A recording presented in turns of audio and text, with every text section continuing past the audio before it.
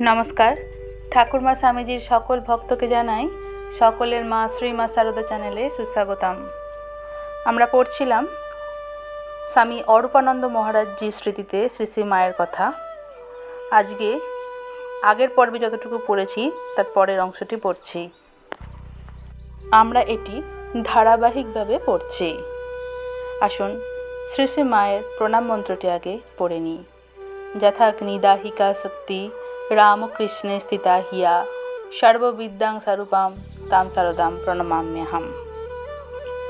মহারাজজি লিখছেন, 1907 সালে দুর্গাপূজার পর মাকে দর্শন করিতে কলিকাতায় আসি।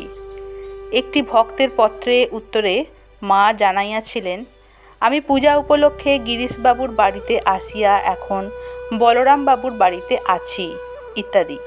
আমি সকালবেলা বলরামবাবুর বাড়ি গিয়া উপস্থিত। পূজনীয় বাবুরাম মহারাজকে দেখিয়া প্রণাম করিয়া জিজ্ঞাসা করিলাম, মা কোথায়? তিনি মস্তকে হাত দিয়া দেখাইলেন মা মাথায়। যাহা হোক, আমি কিছুক্ষণ একা হলঘরে বসিয়া থাকিয়া ভগবানকে আমার নাম বলিয়া দিয়া মাকে সংবাদ পাঠাইলাম। এখানে ভগবানকে বলতে শান্তিরাম বাবুর পুত্রের কথা বলা হয়েছে। মা তাহাকে বলিলেন, নিয়ে এসো। আমি বাড়ির ভিতরে গিয়া প্রণাম করিয়া বসিলাম। মা দেশে ম্যালেরিয়ায় খুব ভুগিয়া আসিয়াছেন। চেহারা শীর্ণ ও মলিন।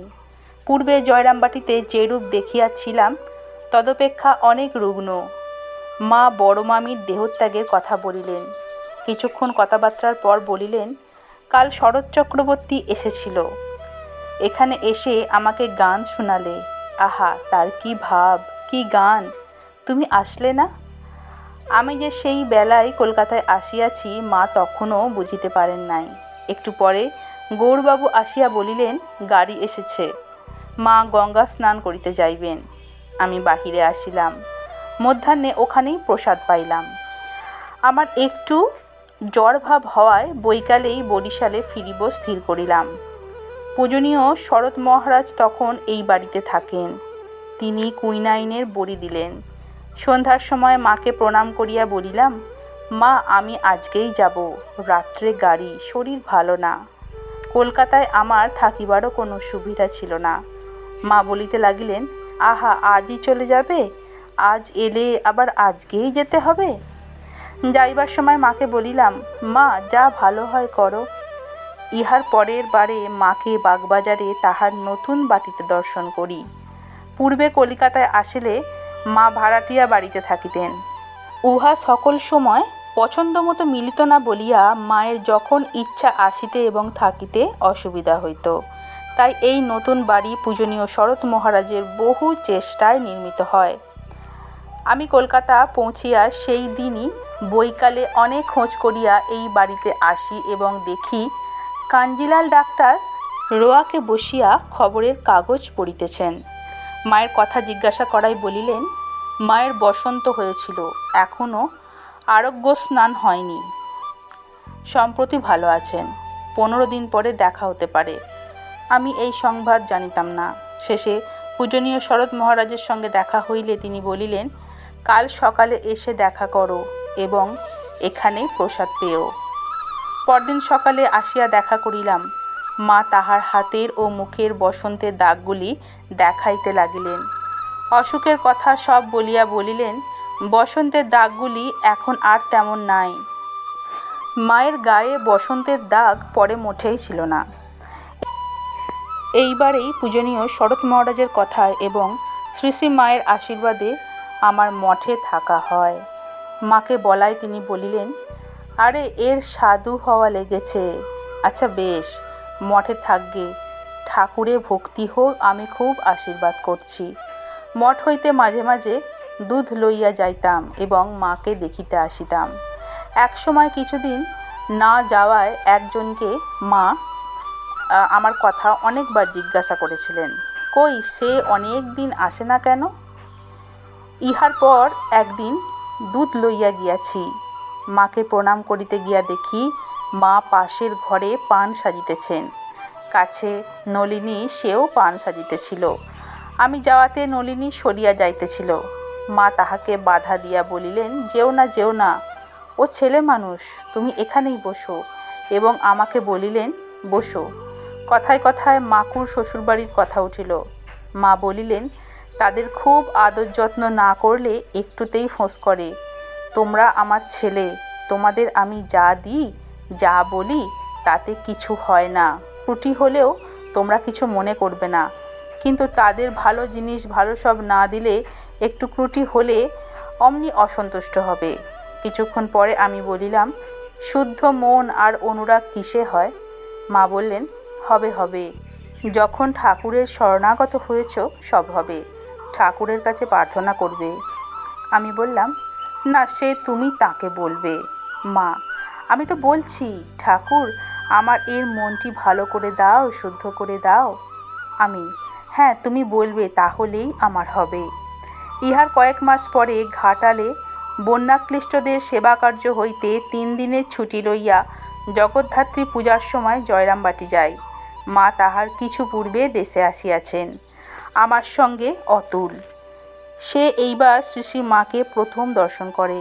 আমরা কামারপুকুর হইয়া এবং রঘুবীরের প্রসাদ পাইয়া গিয়াছিলাম। যাইতেই আশু মহারাজ বলিলেন, এসেছ, বেশ করেছ। মা কেবল বলছেন, ভক্তেরা কেউ এলো না, চলো প্রসাদ পেয়ে বসো। আমরা গিয়া মাকে প্রণাম করিলাম। মা জিজ্ঞাসা করিলেন, কোথা থেকে এলে? বলিলাম, ঘাটাল থেকে। মা বলিলেন, বসো, প্রসাদ পাও। সকলে তখন প্রসাদ পাইতে বসিতেছেন। খাইবার সময় মা আমাদিগকে খুব করিয়া মাছ দেয়াইলেন। পরদিন সকাল 8টা-9টার সময় মায়ের উঠানে তরকারি কোটা হইতেছিল। কুসুম প্রভৃতি ভক্ত মেয়েরা তরকারি কুটিতেছিলেন। ভানুপিসি নিকটেই দাঁড়াইয়াছিলেন। আমি বাড়ির মধ্যে গিয়া শুনিলাম ভানুপিসি বলিতেছেন, কুসুম দিদি, তোমরা তো ভর্তি হয়ে আছো, তাই মুখে কথাটি নেই। কুসুম বলিলেন, কুসুম অত শত জানে না, মা পাশ দিয়া যাইতেছিলেন, শুনিয়া বলিলেন, ভর্তি হলে কি হবে, ভর্তি হলে তো উপচে পড়বে, স্বভাব বদলালে তো হয়। তারপর দিন সকালেই আমরা রওনা হইব। ভোরে বাড়ির মধ্যে গিয়া দেখি মা ভিজা কাপড়ে উঠানে দাঁড়াইয়া আছেন। কাপড় ছাড়িলে মাকে প্রণাম করিয়া আমি বিদায় লইলাম। বলিলাম, আবার আসব। অতুল স্কুলের ছেলের মতো বলিল, মনে রাখবেন। ঘাটালের সেবা কার্য শেষ করিয়া 1 পৌষ আমি পুনরায় জয়রামবাটি রওনা হইলাম। অতুল বহুদূর অবধি সঙ্গে আসিয়া পথ দেখাইয়া দিয়া গেল। সন্ধ্যার কিছু পূর্বে পৌঁছাইয়া দেখি মা তাহার ঘরের বারান্দায় পা মেলিয়া হাঁটুতে ঔষধ দিতেছেন। মায়ের পায়ে বাত ছিল, সেখানে ওষুধ দিচ্ছিলেন মা। আমি প্রণাম করিয়া বসিলাম এবং জিজ্ঞাসা করিলাম, এ আবার কি ঔষধ দিচ্ছ মা? মা বলিলেন, এ একজন বলেছিল এই পাতা বেটে দিতে। সমস্ত দিন খাওনি? চেহারা দেখিয়া বুঝিয়াছিলেন। আমি না বলায় বলিলেন, পথে মিষ্টি টিষ্টি কিছু খেলে না কেন? রামজীবনপুরে দোকান আছে। উপেন মহারাজ ঘাটাল হইতে মঠে যাইবার খরচ বাবদ 1 টাকা দিয়াছিলেন। সেই টাকাটি মঠে ফিরিবার সময় প্রয়োজন হইবে ভাবিয়া ব্যয় করি নাই, কিন্তু মাকে আর এই কথাটি বলিলাম না। মা বলিলেন, বসো, আমি ভাত দিই, গরম ভাত হয়েছে। আবার বলিতেছেন, যার জগৎ সে দেখবে, তোমাদের ওসবে দরকার নেই। আমার খাওয়া দাওয়া হয় নাই দেখিয়া দুঃখ হইয়াছিল মায়ের। মা তাড়াতাড়ি ভাত, ডাল, তরকারি এবং আরও কি কি নিজেই আনিয়া দিলেন। খাওয়ার পর পান দিলেন। সন্ধ্যা হইয়া আসিল, মায়ের সঙ্গে কথাবার্তা হইতেছে। মা বলছেন, তোমাকে দিয়ে ঠাকুর অনেক কাজ করিয়ে নেবেন। এই তো ঘাটালে তোমরা এসেছিলে, কত লোককে দিলে, কত লোকের উপকার হলো। কাজ শেষ হলে সময়ে আপনার ধন তিনি আপনার কোলে টেনে নেবেন। আমি বললাম, কেন ঠাকুরের দেখা পাই না? মা, পাবে পাবে, সময় হলেই পাবে। ললিত চাটুর্যে আমায় এমন কথা কখনো বলতো না। কেন ঠাকুরের দেখা পাই না, তার ভাব, তিনি আপনার জন, যখন হোক দেখা পাইব। আমি বললাম, মা দেখো আমার যাতে ভালো হয়, যেন শুদ্ধা ভক্তি হয়। মা বলছেন, হবে হবে, শুদ্ধা ভক্তি হবে। একখানি কম্বল দিয়া বলিলেন, এই কম্বল নাও রাত্রে গায়ে দেবার জন্য। আমি জিজ্ঞাসা করিলাম, এই কার কম্বল? মা বলিলেন, আমারই, আমি ব্যবহার করি। এরপর ৩রা পৌষ, জয়রামবাটিতে। মা তাহার ঘরের বারান্দায় দ্বারের সম্মুখে বসিয়া পান সাজিতেছিলেন। বেলা প্রায় ৯টা। আমাকে মুড়ি খাইতে দিয়াছেন। খাইবার পর কথা হইতেছে। আমি বললাম, মা, এবার আমাকে বেশি দিন রেখো না। মা, থাকতে ইচ্ছে না হয় আমার সঙ্গে যাবে? সময় হলে সকলে যাবে, অর্থাৎ দেহান্তে সকলে মানে সকল ভক্তরাই যাবে। আমি, ঠিক মনে যেন থাকে। মা, সে তো বললুম, তোমাকে এসে সঙ্গে করে নিয়ে যাব। আমি, এবার আমাকে নিয়ে যাও, পরবারে ঠাকুর যখন আসবেন তখন সঙ্গে আসব। মা হাসিয়া বলিলেন, আমি তো আর আসছি না। আমি, তুমি আসো আর না আসো, আমি আসব, আমার আসতে ইচ্ছে আছে। মা, তুমি তখন হয়তো আর আসতে চাইবে না। এই জগতে কি আর আছে? কোন জিনিসটা ভালো বলো না? তাই ঠাকুর সজনে খাড়া, তা সজনে ডাঁটার কথা বলছেন, সজনে ডাঁটা, পলতা শাক এই সব ছাড়া আর কিছুই খেলেন না। মুখে সন্দেশ দিতে যেতুম, বলতেন, ওতে কি আর আছে? সন্দেশও যা, মাটিও তা। আমি, তা তুমি ঠাকুরের কথা কেন বলছো? তার কি তুলনা? মা, তাই তো, অমন আরেকটি আর আছে নাকি? থাকলে তো হতো। এই সময় বড়দা মামা মাকে চিঠি পড়িয়া শোনাইতে আসিলেন। এই চিঠির মধ্যে আমার সেজ ভাইয়ের এক চিঠি ছিল। তাহাতে আমাকে বাড়ি পাঠাইতে মাকে অনুরোধ করিয়াছেন। চিঠিখানি সংক্ষিপ্ত হইলেও ভাষা ও ভাব বেশ ছিল। শুনিয়া মা বলিলেন, আহা, কেমন লিখেছে!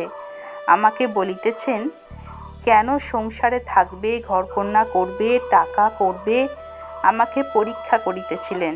আমি বলিলাম, মা, ওগুলো আর বলো না। মা বলছেন, তা এত লোক সংসার করছে, তুমি নয় না করলে?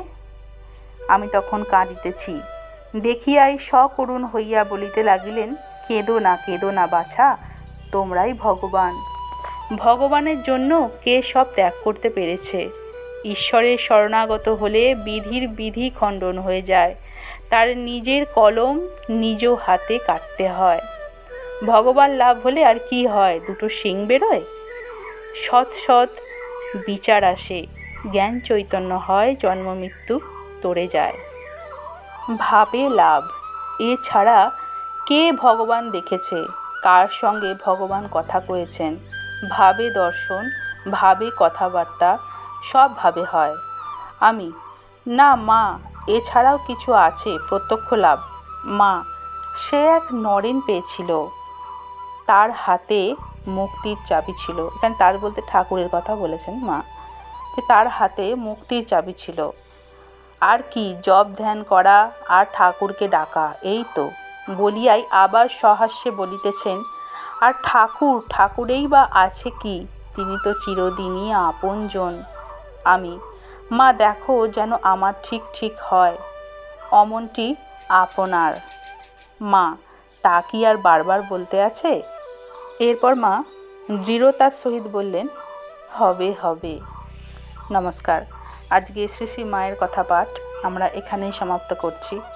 ঠাকুর মা স্বামীজির কৃপায় আপনারা সকলে ভালো থাকুন, সুস্থ থাকুন ও আনন্দে থাকুন। জয় রামকৃষ্ণ, জয় মা, জয় তো স্বামীজি মহারাজ। ধন্যবাদ।